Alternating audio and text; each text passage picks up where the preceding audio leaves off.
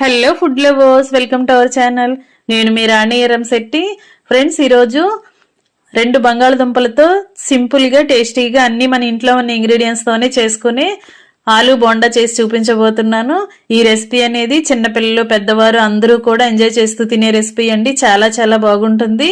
ఆ ప్రాసెస్ అంతా క్లియర్గా చూద్దాం. వీడియోని ఫస్ట్ నుంచి లాస్ట్ వరకు చూడండి. మధ్య మధ్యలో స్కిప్ చేయకుండా చూడండి. ప్రాసెస్ అంతా చాలా సింపుల్గా ఉంటుంది. బోండాకి టేస్ట్ అనేది చాలా చాలా బాగుంటుంది. చిన్నపిల్లలు పెద్దవారు అందరూ ఇష్టపడుతూ తినొచ్చండి.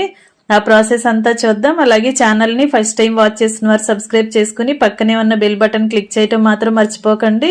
నేను పెట్టబోయే రెసిపీస్ అన్ని డైలీ మీ ఫోన్ కి నోటిఫికేషన్కి వస్తాయి. ఏ రోజు రెసిపీ ఏ రోజు ఓపెన్ చేసి చూడండి. మీకు నచ్చిన రెసిపీస్ ని కుక్ చేసి ఫ్యామిలీకి సర్వ్ చేయండి. సింపుల్ ప్రాసెస్ తో టేస్టీ రెసిపీస్ ని చూపిస్తాను. అన్ని కూడా మన ఇంట్లో ఉన్న ఇంగ్రీడియంట్స్ తోనే సింపుల్ ప్రాసెస్ తో కుక్ చేసే రెసిపీస్ ని చూపిస్తాను. ఇంకా ప్రాసెస్ లోకి వెళ్ళిపోదాం. 2 బంగాళదుంపలను తీసుకుని పైన శుభ్రంగా కడగండి. ఇలా కడిగిన తర్వాత ఒక్కొక్క దుంపని ఇలా పొడవుగా 4 ముక్కలుగా కట్ చేసి తీసుకోండి.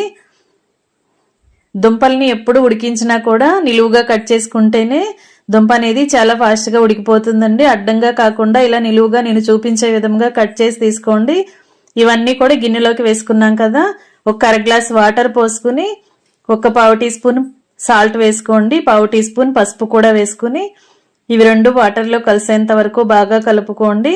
మూత పెట్టుకుని గిన్నెని కుక్కర్లో పెట్టి 3 విజిల్స్ వచ్చేంత వరకు ఉడికించండి. ఉడికిన తర్వాత వాటర్ అన్నీ కూడా తీసేసిన తర్వాత చూపిస్తున్నాను. ఈ విధంగా వాటర్ అన్నీ తీసేసుకుని చల్లారనివ్వండి.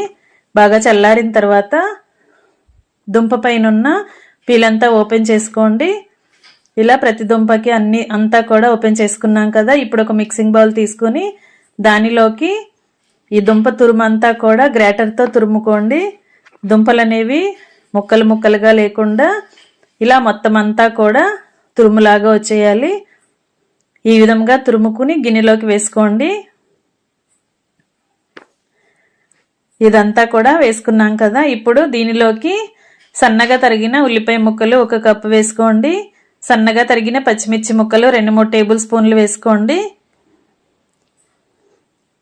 అలాగే 1 టీ స్పూన్ అల్లం వెల్లుల్లి పేస్ట్ వేసుకుని 1/2 టీ స్పూన్ పసుపు కూడా వేసుకుని ఒక 1/2 టీ స్పూన్ జీలకర్ర వేసుకోండి. బ్లాక్ పెప్పర్ పౌడర్ అండి, మిరియాల పొడి ఉంటుంది కదా, దానిని కూడా అలా ఒక 1/2 టీ స్పూన్ వేసుకుని 2 టేబుల్ స్పూన్లు పొడి బియ్యం పిండి వేసుకోండి.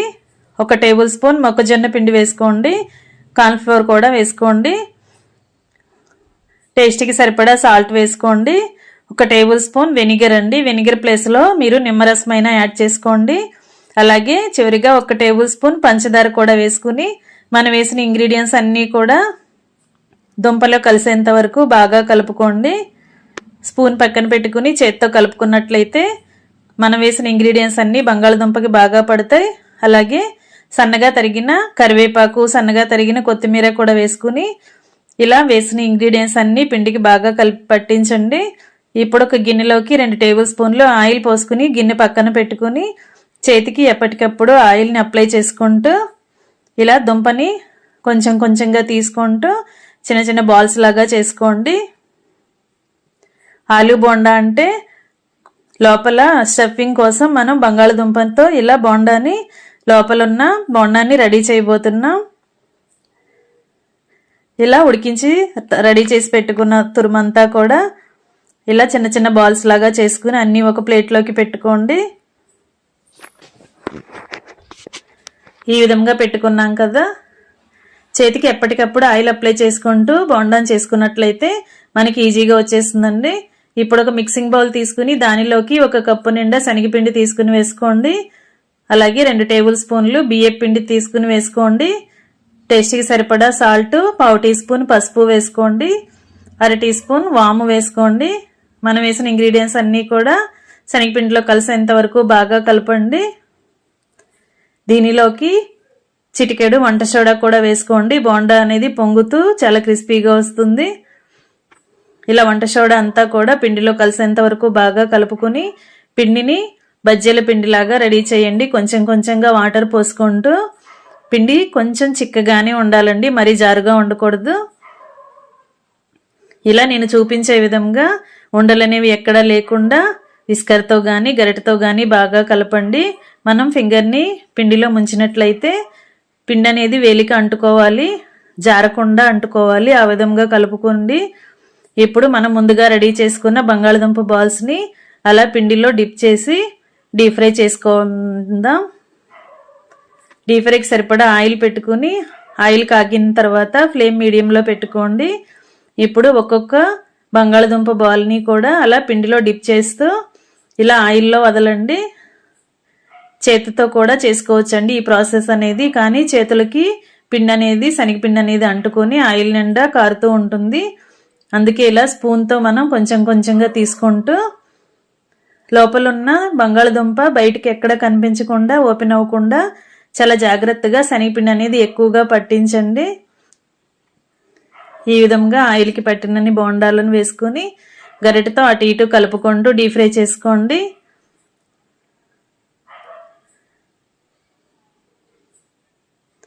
మరి ఎక్కువగా కలర్ చేంజ్ అవ్వకుండా ఇలా క్రిస్పీగా వచ్చిన తర్వాత వెంటనే తీసేసుకోండి.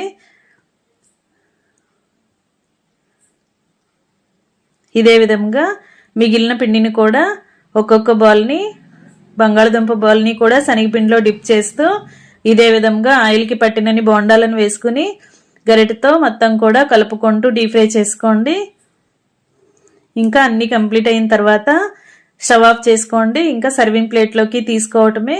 చాలా క్రిస్పీగా టేస్టీగా ఉండి ఆలూ బోండా రెడీ అయిపోయిందండి. టీ టైం స్నాక్స్ అండి. టీ టైం అంటే పెద్దవారు మాత్రమే తినే రెసిపీ కాదు, చిన్నపిల్లలు కూడా చాలా చాలా ఎంజాయ్ చేస్తూ తినొచ్చు. పైన క్రిస్పీగా లోపల బంగాళదుంప మనం తింటున్నప్పుడు దుంపలో కలిపిన ఇంగ్రీడియంట్స్ అన్నీ కూడా పంటికి తగులుతూ టేస్టీగా ఉంటుంది. చాలా చాలా బాగుంటుంది. మీ అందరూ కూడా ఒకసారి ట్రై చేసి చూడండి. ఇంట్లో అందరికీ నచ్చుతుంది. ఇంకా సర్వింగ్ ప్లేట్లోకి తీసుకుని ఫ్యామిలీకి సర్వ్ చేసుకోవటమే. వీడియో నచ్చినట్లయితే లైక్ చేయండి. మీ ఫ్రెండ్స్కి ఫ్యామిలీ మెంబర్స్కి రెసిపీ షేర్ చేయండి.